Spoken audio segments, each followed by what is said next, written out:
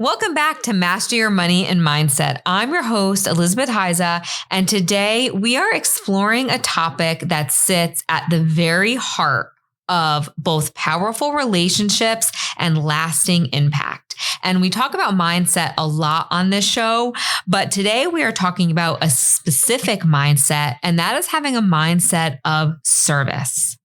I have always believed, and I often remind myself, that how you do anything is how you do everything.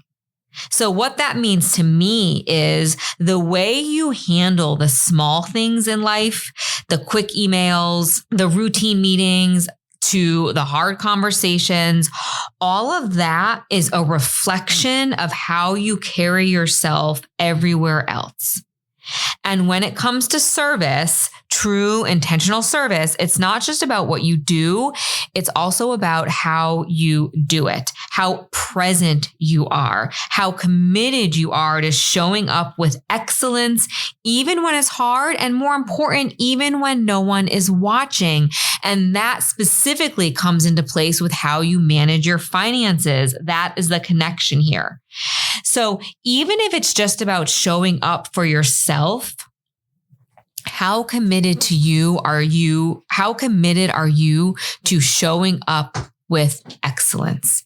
That's what today's topic is going to be. Now, to help me with this topic, I have invited a dear friend and dear colleague, Beverly, or Bev Wright, as we call her. Bev, welcome to the show. Thanks, Elizabeth. Happy to be here. Good.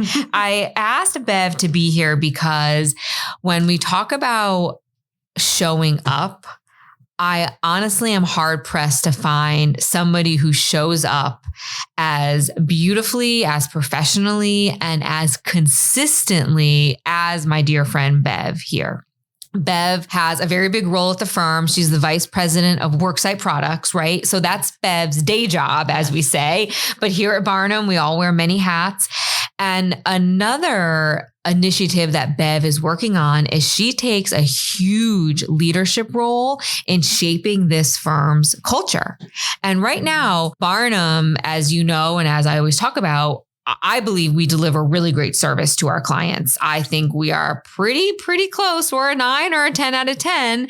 I could be biased, but I think we do a really great job. But as always at Barnum, we are looking to get better, and we are looking and striving to do even more for our clients, for our advisors, and for each other. And Bev is taking a really big leadership role when it comes to that transformational initiative within our organization. Mm-hmm. And every time I see Bev talk about this, she just inspires me. So I said, well, she's inspiring me. She's going to inspire others. And this mindset and how you show up for yourself can have a lot to do with how you show up for your finances and what your financial life looks like. And all of that is always interrelated. So I wanted to have the conversation. I didn't want it to be a solo episode. So I invited Bev to join me. So thank you so much for being here, Bev. Oh, you're very welcome, Elizabeth. Happy to be here. Good. Thank you. Thank you. So everybody listening, grab a notebook, take a deep breath, settle in, because this conversation hopefully will maybe challenge you or ground you, but really inspire you to show up with just a little bit more intention in your own life. So Bev, you ready? I'm ready. Okay, let's go. So Bev, let's start at the beginning. So let's tell folks a little bit about your life here at Barnum. So talk about just Worksite Products, what that looks like. And then I want to hear about how you got involved with our service initiative. I would love to. So I am here 8 years now. Hard to believe that that's gone by so quickly. And I always say, an empty desk and an empty email box. Imagine that. And now it's not so much so. And I had the privilege of helping develop this program here at Barnum. Our CEO, Paul Blanco, when he interviewed me, I did not have a financial background. I have a management background. I think he saw maybe some people skills in me, and he said, we can teach you the rest. So it's really what I do is I work with advisors, our broker partners, and employers to bring protection to the employees in the form of whole life insurance. We do a lot on the personal side, and this is on the group side, if you will. So you help employers give their employees benefits such as group life insurance. Exactly. Beautiful. And it's whole life insurance. So with all the bells and whistles, right, it's going to grow in cash value. It has ancillary benefits. So it does more than maybe term coverage that they currently have. Great. That's an episode in and of itself, Bev. Exactly. So we're going to talk more about that. That would be wonderful. So what I have done is really help educate our advisors on how to search for those opportunities, educate employers. We really believe in education here at the firm, and educating employers on the benefit, educating employees, and really walking them through that whole process and make it very turnkey for employers, for our advisors, to make it very easy.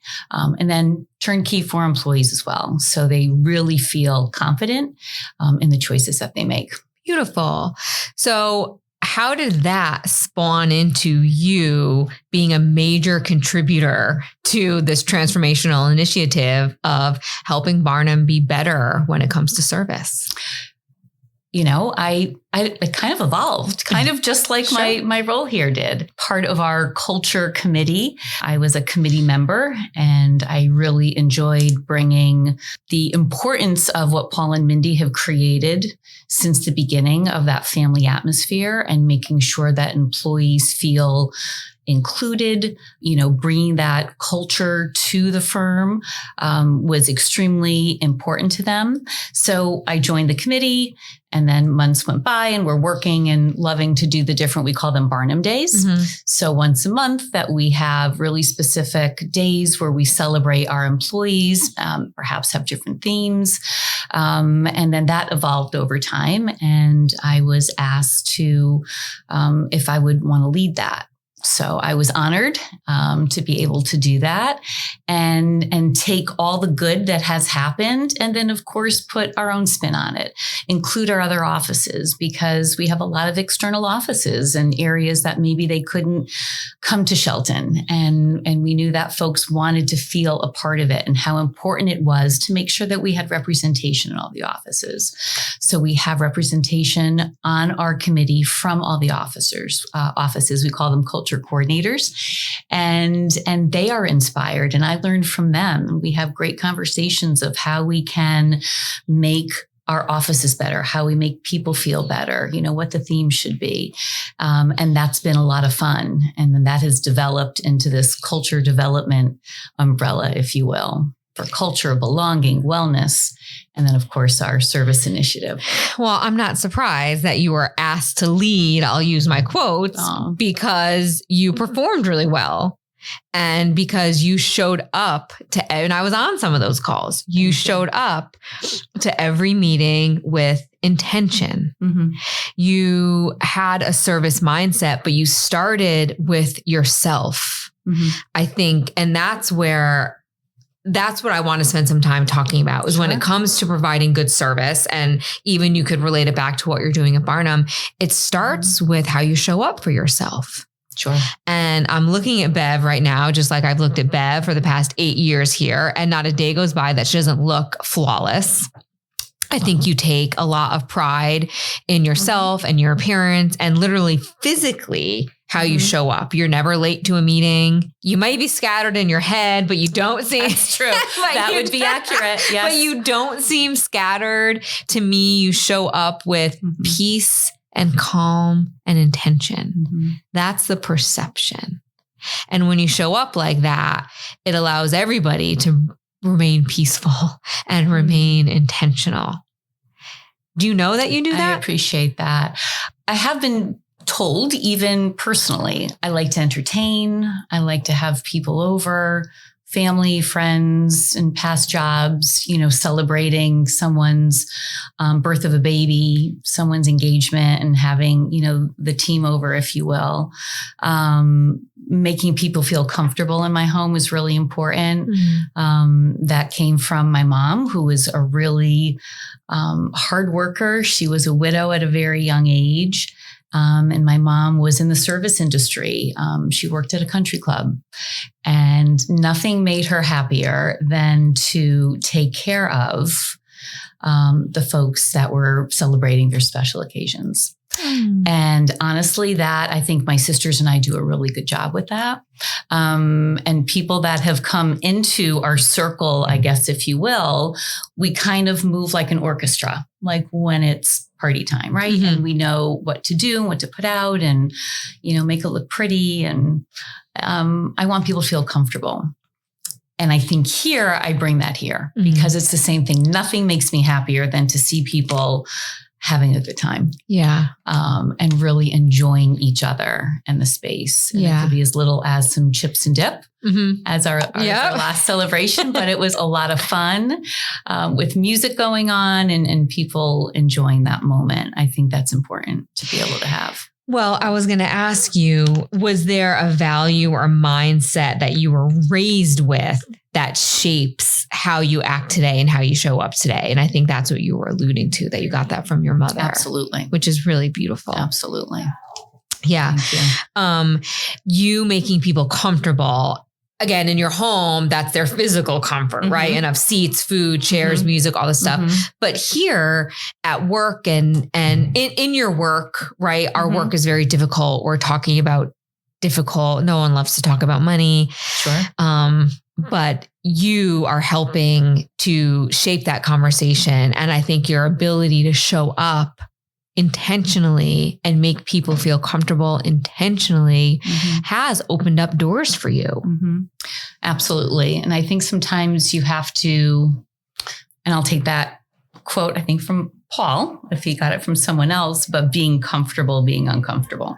Is that it? I may have twisted that around a little bit, but it's true. It's like being intentional, learning all the time is, growing up. I don't think I knew the struggle that my mom went through until you hosted your first party, right? Or, seeing all that she did and what she provided and being able to go to college without a loan. And what she worked hard for and put that money away was really pretty impressive of what she did. So not, seeing her work ethic really rubbed off on me and my work ethic. And how important that is and asking questions to folks when you're sitting with them, because it's, finances aren't very easy a conversation to have. And budget is probably, not my favorite word for sure, in the dictionary. So it has been interesting. And I think I look at it as a blessing for me being here and learning so much as well and kind of taking it all in. And what can I do for the people that I meet? What can I do to help me and my family with all that I've learned has really, I think, helped me grow, certainly in all aspects of my business and bringing it to certainly, my colleagues here. Yeah. When we think about the statement, how you do anything is how you do everything. What does that mean to you? Well, you said something earlier about, what do you do, especially when no one's watching too, is very important to me as well. Tell me about that. I live with integrity is really important to me. I want to know that my word is my word and people can trust in me that I will do what I say I'm going to do. Let's break that down because I'd like to think that's a beautiful statement. I'd like to think that a lot of people say that themselves, right? But tell us what that means, like for you in a day. Because I could tell you, like what I know of you, it's the little things. When you say you're going to call back, you call back. Right. When you say we're going to have a meeting, you go ahead and book the meeting. Sure. Like it's these little ways that you just show up. Right. Is that what you mean by integrity? In addition to the big stuff. Yeah, absolutely. And that's what I kind of look for in other people as well. So when that's kind of what I expect. And when that doesn't happen, I get disappointed, to be honest. Right. And I'm like, well, but that's not them. That's you. And so, but I know for myself, if I'm going to say something, do something, I want to follow through on that. And that's important to me on how I take care of my home, take care of myself, take care of my work here. What about things you tell yourself? So nobody hears you say to yourself, I don't know, I'm going to go to the gym, or I'm going to save $20, or I'm going to, clean my house, deep clean something. Like no one hears you say that to yourself. So nobody would know if you broke that promise to yourself. Sure. How do you show up there? I know internally for sure what I'm doing, and sometimes hard on myself for sure, that I don't know if I necessarily give myself the credit. I'm like, it's okay. Like everybody does that. Yeah. It's no big deal what I do. And versus recognizing the excellence, like the excellence that I see. And I'll say thank you, because it is uncomfortable to hear that, to be honest. Some people thrive in that. For me, it's uncomfortable sometimes to hear that. Yeah. And you deflect. And I think I've learned from other people to say, my goodness, you should, kind of accept it and take it in, say thank you, and move on. And sometimes it's hard for me to do that, to be honest. Yes, it is. It is hard. It can be uncomfortable. But I think making the correlation between you leading this initiative because you embody what this firm and what we're trying to get everybody to embody here at Barnum, you do it very well. And now listening to you, it seems like you do it with intention. Oh, without a doubt. Talk to me about that. Like I want to know, and I want our listeners to know, like, how do you define that standard from yourself? From, again, everything from the way you dress to you're always the first one on meetings to you have a really hard job here.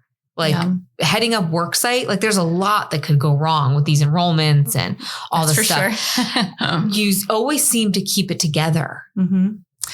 Well, I appreciate you saying that. Right. So I think it's not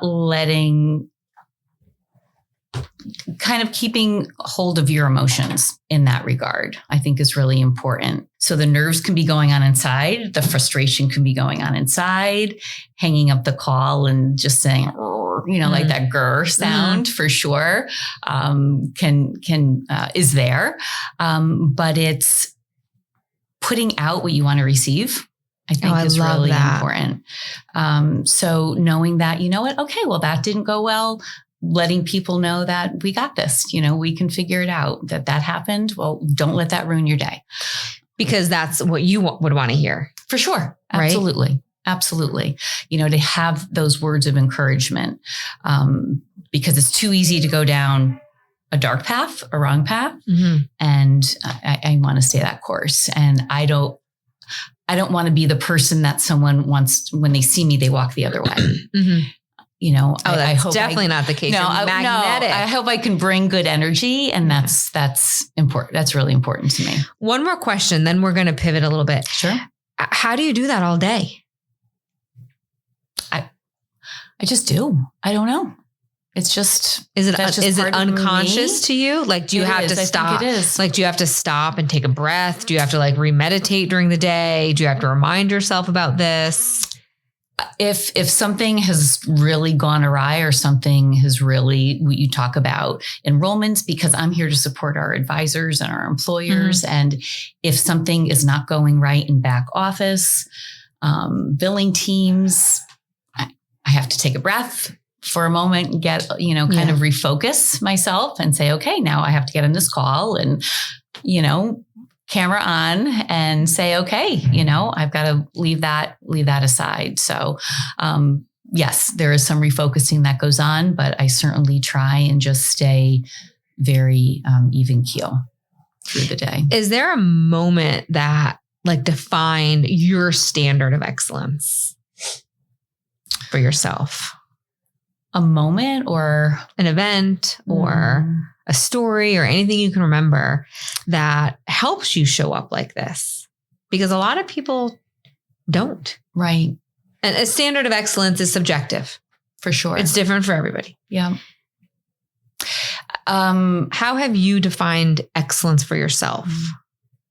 I think it's important for me to know that I'm making a difference. It's important for me to know that we all want to be liked for sure. Mm-hmm. I don't do it for that. I do it because I want to live with intention.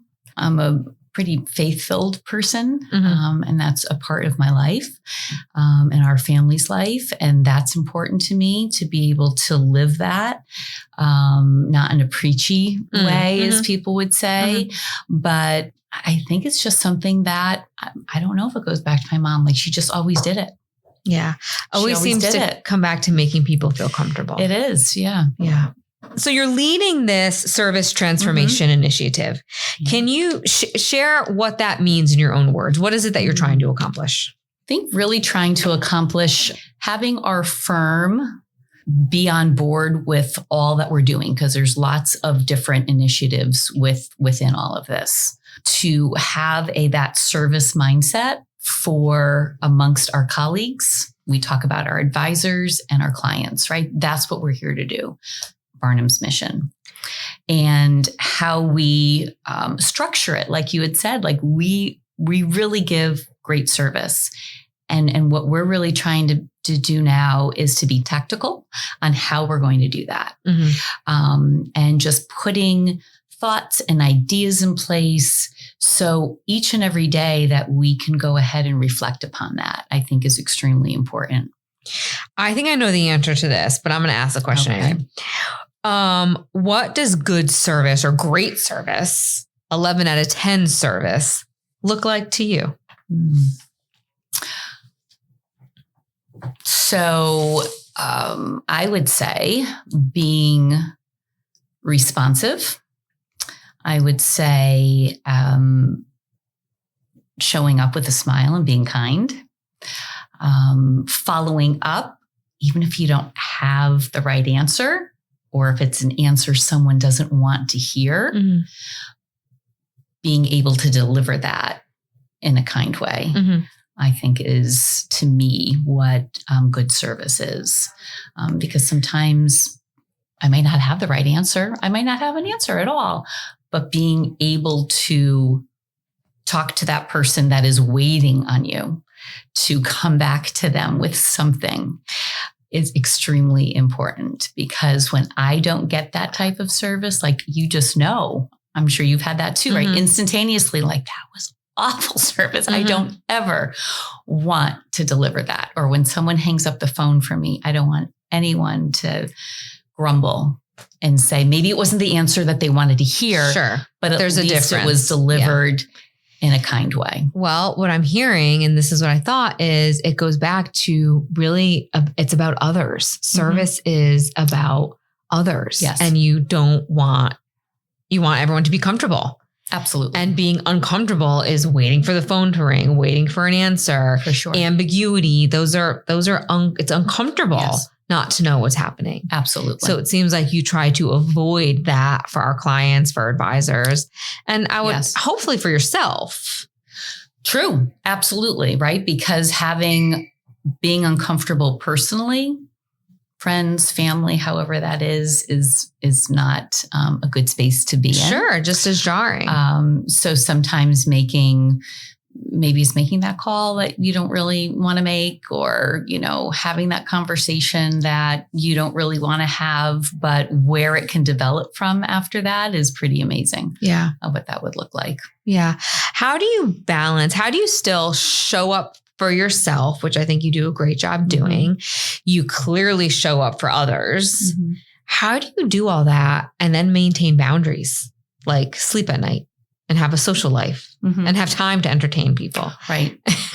Well, I would say like Monday through Friday is pretty much, I like to get my work done here. So if it means staying late, I'd rather stay at work later than opening up my computer when I get home, to be honest. So compartmentalizing. I have to. Work is work. Yes. Home is home. Home is home. There you go. I love that. So, and that's where it is. It doesn't mean that I don't look at it, think about it, or if someone calls me. Someone did call me. It was on a weekend. And I said, why are you picking up the call? I said, because I'm able to. Yeah. I said, if I wasn't, I wouldn't. But if I can, I do. Sure. So that's kind of. But you have that clear boundary, which I love. Yeah. Can you name one habit or mindset shift that you wish more professionals would embrace when it comes to how they show up? And that could be a service professional. It could be a customer service that you've interacted with just in life, or it could be somebody here, no names, of course, but is there one thing that when you talk about the service initiative, when everyone talks about service, it's easy to talk about bad service. That's typically what comes up. For sure. So what's one mindset shift you wish everybody would take?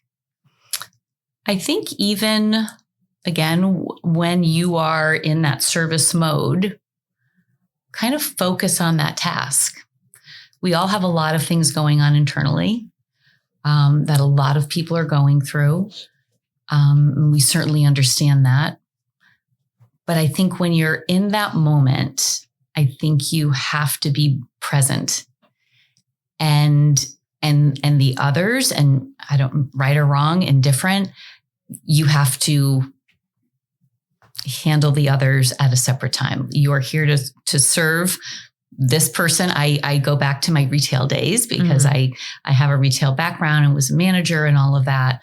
When I am working with an employee, a customer, my focus is on them. They don't want to know that, there was a flood in my house that morning. They don't want to know that, the kids I left and they were crying or something like that. I know that's all real for you, for sure. And that's important. But when you're with them, you need to focus on them. Yeah, I love that. So just being present. You just have to be present. Yep. And you have to reset yourself, clear your mind, clear your mood. Yes. And this is the task at hand, no matter what it is. Yes. Gosh, you're right. It's so simple, but it's hard. I struggle with that one.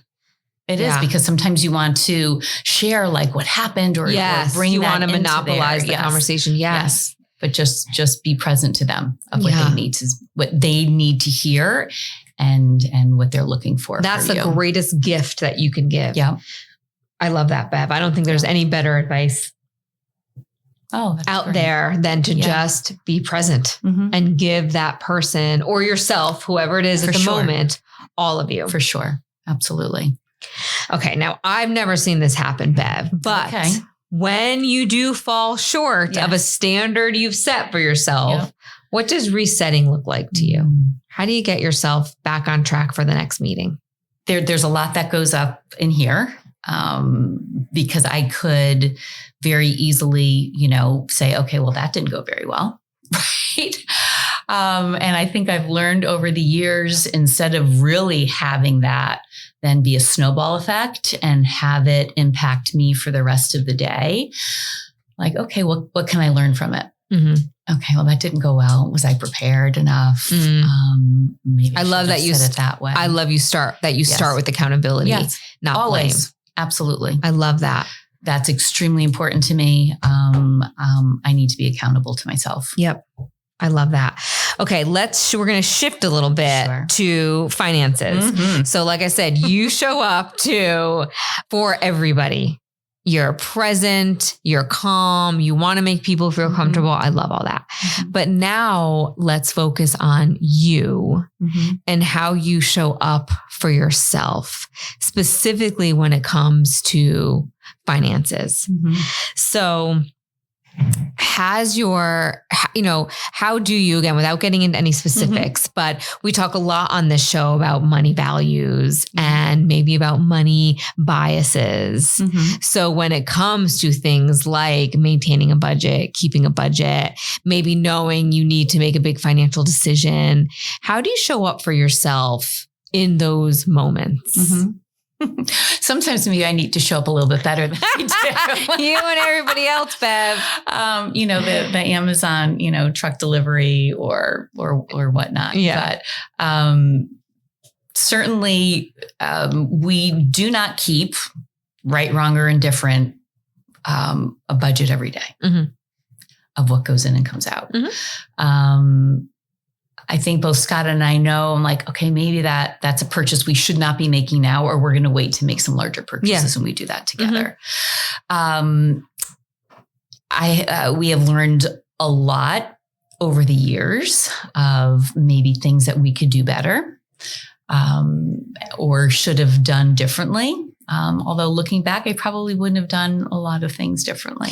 Well, looking back. Yeah, you seem to be a person that doesn't regret. Like you just learned. Right. It seems like. Right. And I feel like what I've gathered from this conversation is you show up for yourself by being in this mindset of I'm going to give everything I have to this moment at this time. Right. And if that moment is full of learning, you choose that over beating yourself up, regretting the should haves. For sure. Because again, right, you can learn from it. And okay, then let's move on and then let's work towards retirement and what is that going to look like for us and saving now. In the beginning, and I'll be honest and vulnerable here, it was important for us to give our kids education without a loan. And that's where our funds went. And we don't regret that one bit, and we would do it over again. That was your main financial goal. And I stayed home with kids, which I was really fortunate to be able to do. Sure. And when my mom got sick and all, should I, would have, could have I worked then? Looking back on it, you know what? I didn't, and I don't regret it. And Scott doesn't regret that either. Sure. He says you were there for them, and that was important to us, and that was the decision we made. But what I love is that that's how you showed up for yourself. Yeah. You and Scott had this goal. And that was it. That was your main goal at the time. Yeah. Is to get these kids through. Yeah. Sounds like just like your mom did for you. Without a doubt. Right? Yeah. And you wanted to give your kids that same experience, which is just beautiful. But it goes right back to what you said, that you live in this service mindset because you do what you say and you say what you do. Yeah. So if I know you well enough, when those kids were born, you said, I want to put them through college without a loan, like I had. Right. And you just worked towards that. Right. And you showed up for yourself by keeping that commitment. Yep. Absolutely. So that was important to us. And so now, we don't want to live in their basements. Yeah. So we're going to make sure that, so now you're moving on to other goals. Absolutely. And that is a good focus for us, right? Yeah. Making different strategic decisions, to help us along the way. Yeah. So Bev, as we wrap up, there's 3 things that jumped out at me. And I knew this before this show, and now it just reaffirms it afterwards, but you are just in a perfect position to be at the helm of this initiative and to have such a big role in what we play here. Because when it comes to a service mindset, and when it comes to how you show up, because if you're not showing up as your best self, it's really hard to give good service. So how you show up, how you provide service, you gave us 3 key disciplines that I think you live by every day, that if all of us can embody a little bit of it, we could show up better for ourselves and for our clients, friends, family, whatever it is. The first one is living with integrity, which sounds basic. And of course, integrity, we mean the big stuff. Don't lie, cheat, steal, all that. But I mean the little stuff. If you say you're going to call someone back, call them back. If you say you're going to follow up with materials, follow up with those materials, right? It's those little everyday promises that you make to someone else, but also yourself that have a big impact on how you show up. That's the first discipline. The second discipline you talked about, which I loved, which is at the cornerstone of service, is you just want to make other people feel comfortable. That good service is about others. It's about doing everything you can in that moment, through whether it's their physical environment, to just your attention. That giving somebody the present moment is the very best gift you can give them to make them feel comfortable. That's the second discipline. And the third discipline is doing all of this with intention. That integrity and providing good service or a good space or the present moment doesn't happen by accident. It all requires intentional effort to show up as your best self for either yourself or for someone else. Right. And I think you embody that. And I hope the initiative that this firm is working on embodies all of that, and that you all teach us how to do all those great things, because I think it can make something really, really great even better. And I'm so grateful for all the work that you're doing in this space. But more importantly, I'm so grateful that you are here and that you're sharing all this with our listeners. Thank you so much. I appreciate it, Elizabeth. You made it easy. Thank you for listening to Master Your Money and Mindset. You can find these episodes on YouTube or wherever you listen to your podcasts. Don't forget to like and subscribe if you enjoyed what you heard.